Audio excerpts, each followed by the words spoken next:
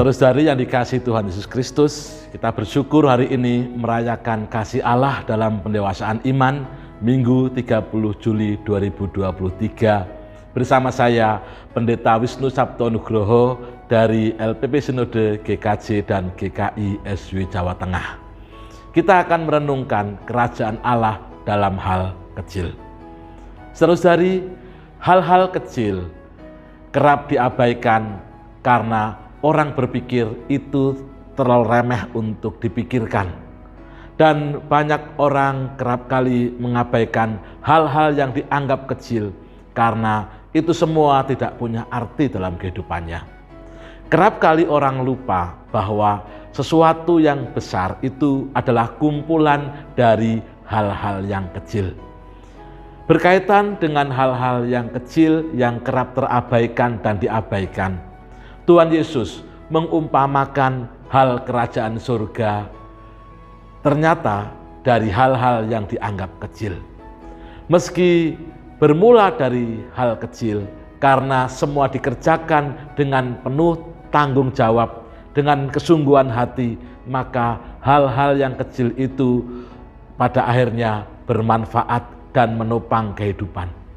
Kita dapat menemukan makna dari kerajaan Allah yang ternyata dari hal-hal kecil itu dalam Injil Matius pasal 13 ayat 31 hingga ayat 33 dan ayat 44 hingga 52. Dari perumpamaan yang ada di sana kita menemukan tentang hal itu. Kita belajar bersama-sama tentang perumpamaan biji sesawi. Perumpamaan tentang harta terpendam dan mutiara yang berharga, dan perumpamaan tentang pukat. Itu merupakan hal-hal yang kerap dianggap kecil, namun bagi Tuhan Yesus ada makna yang besar di balik perumpamaan itu. Bagian yang pertama, kerajaan surga diumpamakan seperti biji sesawi dan ragi. Biji sesawi merupakan biji yang kecil, namun ketika bertumbuh dan berkembang, di situ ada banyak hal yang luar biasa. Ada burung-burung yang hinggap di sana, ada kehidupan yang bertumbuh di sana. Ragi yang kerap kali dianggap sesuatu yang kecil, ternyata bisa mengkamirkan sebuah adonan dan membuat tepung yang dicampurkan dengan ragi itu menjadi besar dan berkembang. Bagian yang kedua, perumpamaan tentang harta yang terpendam dan mutiara yang berharga menunjukkan bahwa kerajaan surga adalah sesuatu yang sangat bernilai harganya. Karena begitu bernilai harganya sampai-sampai orang merelakan seluruh harta miliknya untuk memperoleh kerajaan surga itu. Dan di dalam bagian yang ketiga, kita menemukan apa pesan Tuhan Yesus terkait dengan hal yang kecil ternyata menjadi bagian perumpamaan dalam kerajaan surga, yaitu seumpama pukat yang dilabuhkan di laut. Di situ banyak ikan yang didapatkan, ikan-ikan dikumpulkan.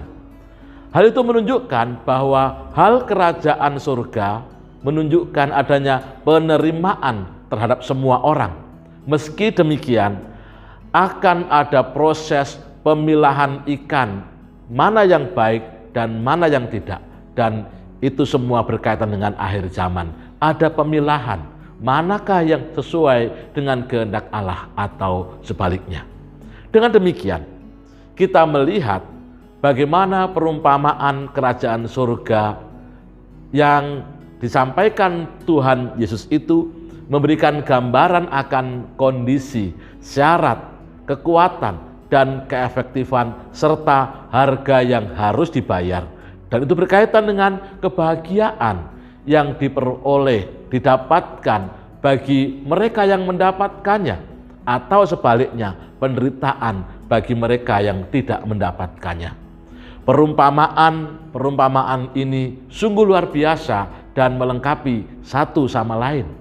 Karenanya umat Allah disadarkan bahwa Allah sungguh-sungguh menginginkan agar semua manusia dapat memperoleh kehidupan sebagaimana dikehendaki oleh Allah. Pertanyaannya, maukah manusia mengikut kehendak Allah? Firman Tuhan hari ini mengingatkan kita semua bahwa kerajaan surga adalah kehidupan yang sesungguhnya bersumber dari Allah. Anak-anak kerajaan Allah yaitu kita yang percaya pada Tuhan Yesus dipanggil untuk hidup di dalamnya. Panggilan pada kita untuk mewujudkan kerajaan itu adalah dalam kehidupan sehari-hari, dimulai dari hal-hal yang kecil, hal-hal yang sederhana. Seperti pepatah yang kerap kita dengar, small is beautiful, kecil itu indah. Maka dari pepatah itu kita diingatkan untuk menjalani kehidupan dalam kerajaan surga, dalam hidup sehari-hari secara bertanggung jawab. Lakukan dari perkara-perkara yang kecil, yang sederhana, kerjakan dengan sungguh-sungguh, dengan kerja keras, dengan penghayatan pada nilai kekekalan.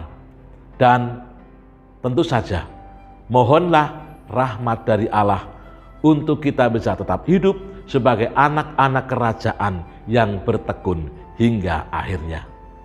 Demikianlah permenungan kita pada hari ini. Tuhan memberkati kita semua.